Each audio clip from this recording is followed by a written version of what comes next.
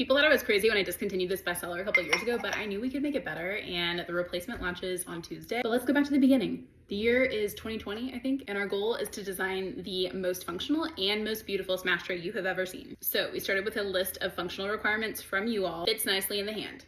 Check. Has a lid to contain your smashes either from the wind outside or from a really aggressive pet's tail. Tail is aggressive, not the pet. Check. Spots for J's, a debowler. I don't know, I think it's pretty beautiful. So for all those reasons, this became a bestseller. Couldn't keep them in stock.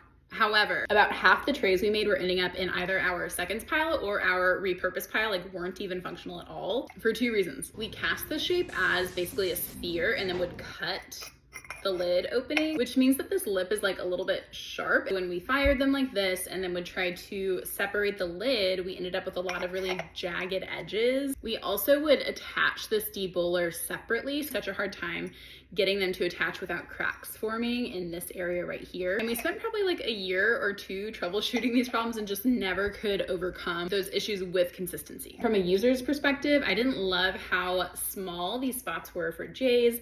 The J's would just kind of like fall in or fall out. The debowler spec was another area of fragility for you all. Actually, the first orb that I had at home broke because somebody lifted the lid off like this instead of lifting it up and off. We are calling this design Sunny because it looks a little bit like a sunny side up egg and a little bit like a sunrise from the side. Still fits in the hand really nicely, still has the debowler, still has a lid so it's enclosed from the wind or your pet's tail.